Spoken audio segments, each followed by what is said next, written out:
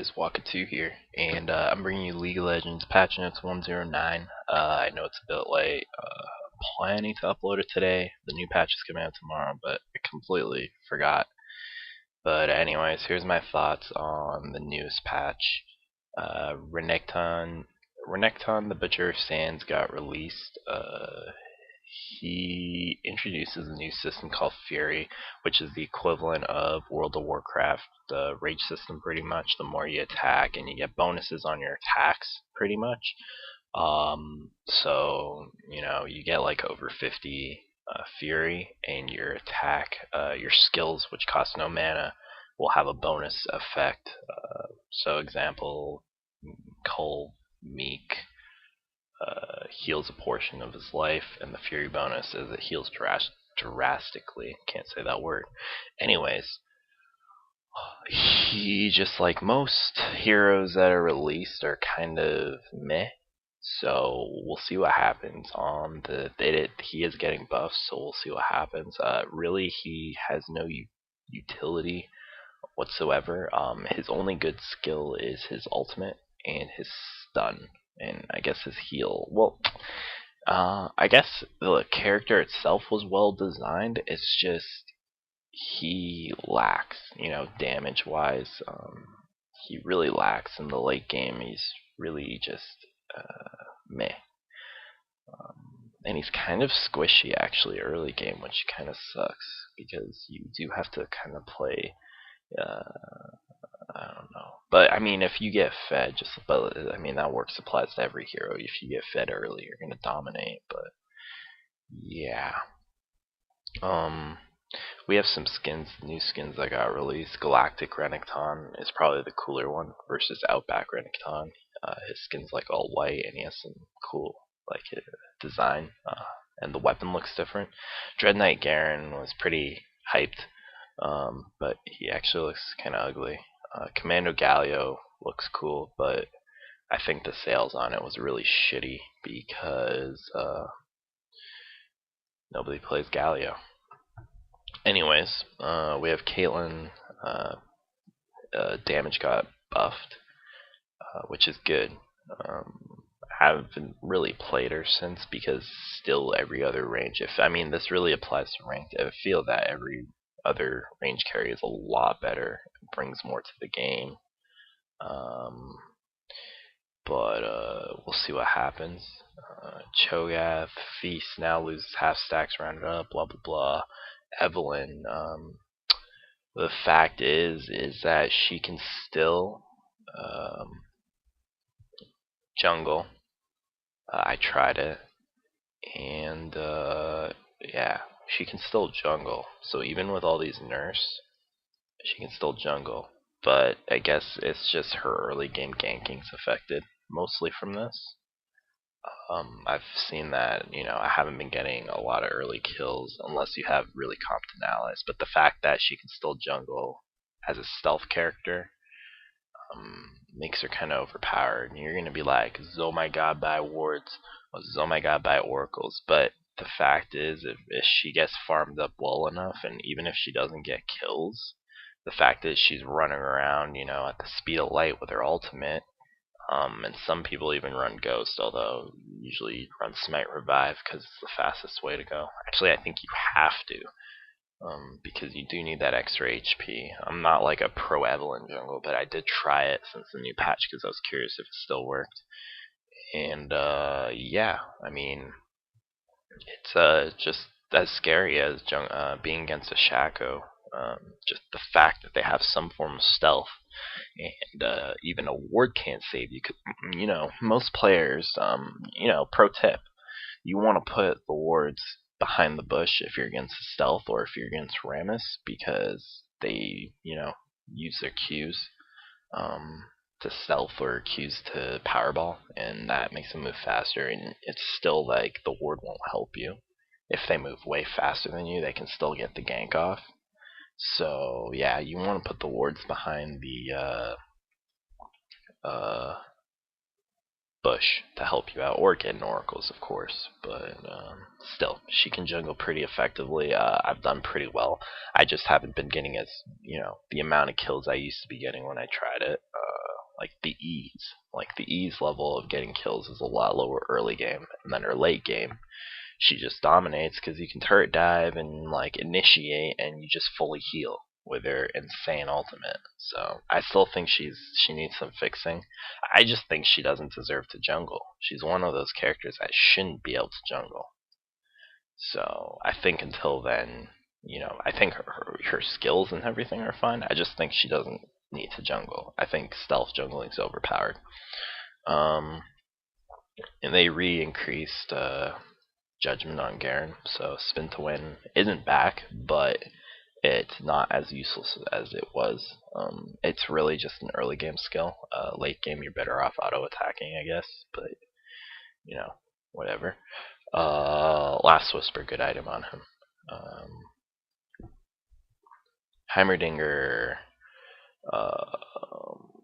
So like now there's no cooldown on the turrets. Like if it's like kind of stored like Teemo's mushrooms, I still like too much there. So you could place 2 turrets down at the same time with like a 2-second cooldown. I find it to be really annoying because now Heimerdingers are all running like fucking Flash and Ghost, and they're just like baiting into people into their turrets. And if you don't have MR, even without AP, he does a fuck ton of damage. And his turrets, I feel, are way too strong. Like even at level, like at his max level, and at your level, unless you're like completely strong, or even if you're running Smite, they feel like those big cannons minions, not even the regular cannon minions. I mean the inhibitor ones. Like after you destroy the inhibitor, that's what it feels like you're killing. And I think there's way too much HP, or I think that the defense and magic resist of the turrets need to be reduced to 0. It's too much. Because but I mean, I'm not gonna say he's overpowered. I just guess I haven't figured out how to deal with him because not too many people play Heimerdinger, but now people are. So I guess I just have to get used to playing against a Heimerdinger and figure out how to counter him, or figure out most of the playstyle. But what I've seen is pop 2 turrets, ult, and then stun and W, and since they're farmed enough, they deal massive damage. So only counter really is magic resist. I'm gonna cough. Sorry, I should have muted. Anyways, Jax, leap strike, counter, cooldown reduced, and yeah, still he's a shitty character. Don't play him in ranked. Katarina, Shumpo damage changed, which is fine. Its early game damages, its level 1 damage increased by 10, and then final level 2 levels kind of decrease. So whatever, I guess. I think she needs buffs, to be honest, like more. But I'm not a very good cat player. Kennen's ultimate, I think. No, Mark of the Storm is his passive, which is good. His passive lasted too long. Or not his passive, the passive skill, the Mark of the Storm and whatever. The 3 marks and then you get stunned. I think it lasts way too long. Mordekaiser shield decay reduced, so he got a buff. His shield lasts longer. Nasus's base movement speed increased, and siphoning strike damage bonus kill increased, which means you won't have Nasus's farming all game, because I honestly, that's all I do. I'm playing Nasus in a game. It's usually a normal game, and I'm just like watching my team do all this shit. I'm like, hey, I'm just gonna farm because I need to farm my Q. So this helps drastically. That 1 point definitely makes a difference in the long run when you're killing like by end game you're gonna have over 150 to 200 plus minion kills if you're farming correctly. So Olaf got a little bit of a buff, so I'm not going to comment too much on him. I'm not an Olaf player, but the times I play him, he seems pretty playable. It's just I find him to be a very effective jungler, although there's better junglers out there. Warwick, Aurelia, any Amumu, even Rammus. I found them to be a lot more effective, although he can, he's really good at survivability, Olaf, because like all you need is a Mandrit's Blood Razor and you can just tank. So that's the same way I almost build every tanky DPS jungler anyways, but still. Pantheon's stun's been reduced by a lot, and this is good because characters can actually move around, and if you have Merc Treads, the stun does nothing. Cooldown reduced on Rammus's taunt, which is fine. Still doesn't do anything really. Next patch they said they're nerfing him though. So yeah, and that's not really important. Tryndamere's ultimate has been reduced by 1 second. Yay. Twitch's base attack range increased, which is very, very good because he's kind of more playable now. This is the best one because it's so annoying when you have to keep toggling on or off, cooldown is 10 seconds all levels for 3 talent strike on Xin Zhao, which is fine. But the base damage has been reduced on Xin Zhao. I don't know why they nerfed him, there's nothing wrong with him. But it is what it is. And then they have some small updates on items. They reduced the cost of vision wards, which is fine. They increased the cost of Rabadon's death cap by 100 gold. And yeah, they